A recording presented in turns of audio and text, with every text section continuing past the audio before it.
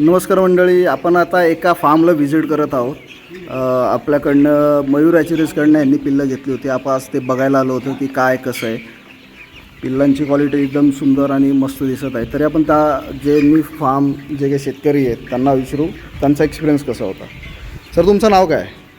माझं नाव सागर शिवाजी सरडे. आणि हा जो पक्षी तुम्ही घेतलेला आहे हा कुठून घेतला होता तुम्ही? मयूर हॅचरीमधून घेतला. मयूर हॅचरी मनसरकडनं. आणि आता हा किती दिवसाचा पक्षी झाला आहे तुमचा? 1 महिन्याचा पक्षी झाला आज. 1 महिन्याचा पक्षी झालेला आहे. आणि ज्यावेळेस तुम्ही एका दिवसाचा पक्षी किती क्वांटिटीमध्ये घेतला होता? आता 1150 पक्षी होते. 1150 पक्षी तुम्ही घेतले होते. म्हणजे तुम्ही ब्रुडिंग वगैरे हे तुमचं ब्रुडिंग ह्या इथं केलं आहे तुम्ही. हो. तर ब्रुडिंगचं पण सेशन तुम्ही छान केलं आहे. सगळीकडनं ताडपत्री वगैरे लावलेली आहे. हो हो. पण आता हे ब्रुडिंग सेशनमध्ये तुम्ही जेव्हा ब्रुडिंग केलं तर मॅक्झिमम एका महिन्यामध्ये किती मर झाली तुमची या पक्ष्यांची? 5 पक्षी मेले फक्त 5 पक्षी मेले. म्हणजे क्वालिटी चांगली हे आलेली आहे. आणि मर अजिबात नाही. मॅनेजमेंट तुमचं हे छान आहे. मॅनेजमेंट पण तुम्ही छान केलं आहे. कारण मर होत नाही, कारण की मॅनेजमेंट जर चांगलं असेल ना तर मर होत नाही. आणि तुम्ही ते मॅनेजमेंट छान केलं होतं. तुम्ही कुठे वॅक्सिनेशन केले होते किंवा तुम्हाला काय वॅक्सिनेशनचं कसं केलं तुम्ही? पहिलं वॅक्सिनेशन त्यांनी स्वतः करून दिलं. मॅरेक्सचं वॅक्सिनेशन त्यांनी तुम्हाला दिलं होतं. आणि मग बाकीचे 3 वॅक्सिनेशन 7-7 दिवसाच्या ह्याच्याने तुम्ही प्रॉपर तुम्ही स्वतः केलं वॅक्सिनेशन. मग तुम्हाला सगळं नॉलेज दिलं होतं त्यांनी की कसं वॅक्सिनेशन असतं काय? खूप आहे आम्हाला. 4-4, 3-3 दिवसाला फोन करतात काय आम्हाला काय परिस्थिती पक्ष्यांची, काय प्रॉब्लेम आला का. म्हणजे ब्रुडिंगमध्ये तुम्हाला जर काही त्रास वाटत असेल तर ते कंटिन्युअसली तुम्हाला तुम्ही जो व्हिडिओ वगैरे सेंड करत असाल त्यांना ते मार्गदर्शन करतात की काय चुकतंय तुमचं काय नाही. चांगल्या प्रकारे मार्गदर्शन करतात. आजही त्यांचा फोन आला होता.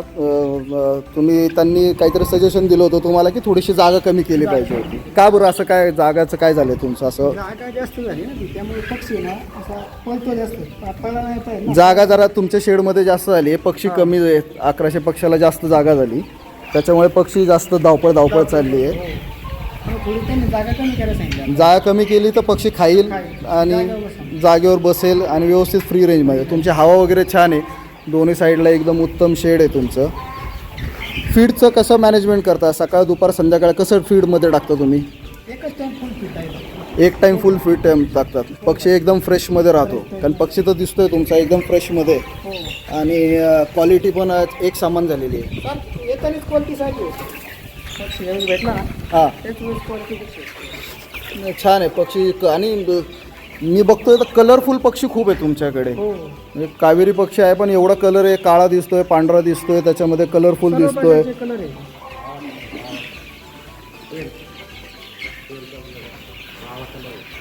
12 कलर दिसत आहेत मला. ऑलमोस्ट इथे 12 कलर दिसतात तुमच्याकडे आहे ना.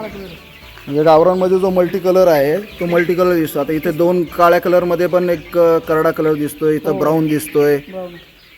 आणि तुरे पण आलेले आहेत. म्हणजे 1 महिन्याचा पक्षी तुम्ही व्यवस्थित वाढ झालेली आहे. मग तुमचं कसं आहे उत्पन्न, तुम्हाला काय वाटतं आता ह्या अजून किती दिवसामध्ये पक्षी 1 महिन्याभरामध्ये अजून 1.25 किलोपर्यंत जाईल?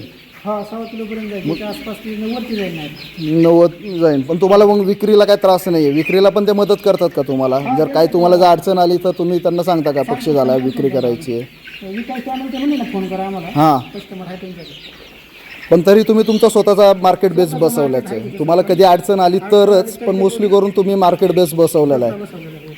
चांगलं नाही. पक्षी खूप सुंदर आहे तुमचा. पक्षी चांगला. हे लोकेशन काय बरं? कुठे फार्म आहे? फार्म पारनेर तालुका आहे. पारनेरमध्ये. हां, गावडी. तुमचं नाव काय? आणि माझं नाव सागर शिवाजी सरडे. क्रांती शुगर साखर कारखाना शेजारी आपला फार्म आहे. पुढं क्रांती शुगर कारखाना आहे. शेजारी फार्म आहे. तुमचं बुकिंग अजून झालेलं आहे का? अजून तुम्ही आता शेड काही मला ब्रुडिंग सेशन मोकळं दिसतंय. अजून त्या साईडला एक शेड तुमचं दिसतंय. अजून बुकिंग केलं? अच्छा, म्हणजे तुम्ही जे टप्प्याटप्प्याने करतायत. मग का असं टप्प्याटप्प्याने करायला तुम्हाला असं का वाटलं? म्हणजे एकदमच तुम्ही 1000-10,000 पिल्लं का नाही घेत? म्हणजे काय डोक्यातला प्लॅन कसा आहे तुमच्या ह्याच्यात? मार्केट सारखं नसतं ना कधी पण ना. हां, कधी 160 रुपये रेट असतो, कधी 140 असतो, कधी 130 असतो. तर आपल्याला तोट्यात नको जायला बा. प्रत्येक महिन्याला आपल्याला विकता येईल बा. आणि त्याचा मिनिमम रेट आपल्याला भेटेल. ॲव्हरेज जो आहे तो भेटेल. म्हणजे जरी एक पक्षी जो काय 1000 क्वांटिटीमध्ये तुम्ही करतायत त्याची विक्री बरोबर पुढच्या महिन्यापासून चालू होईल. त्याच्यानंतर मागे लगेच तुमचा माल रेडी होतो, तो विक्रीला येतो, म्हणजे गॅप पडत नाही. म्हणजे जे कस्टमर तुमचे आहे ते तुटत नाही. मग तुमच्या आता कस्टमर मला वाटतं काही व्यापारी पण येतात तुमच्याकडे, हॉटेलचे काही लोक आहेत ते पण येतात तुमच्याकडे, तर त्यांना ते तुटलं नाही पाहिजे. मग असं बॅचेसमध्ये तुम्ही व्यवस्थित नियोजन करताय जेणेकरून तुम्हाला फायदा होतो. चला, थँक्यू सो मच. असंच काम करा.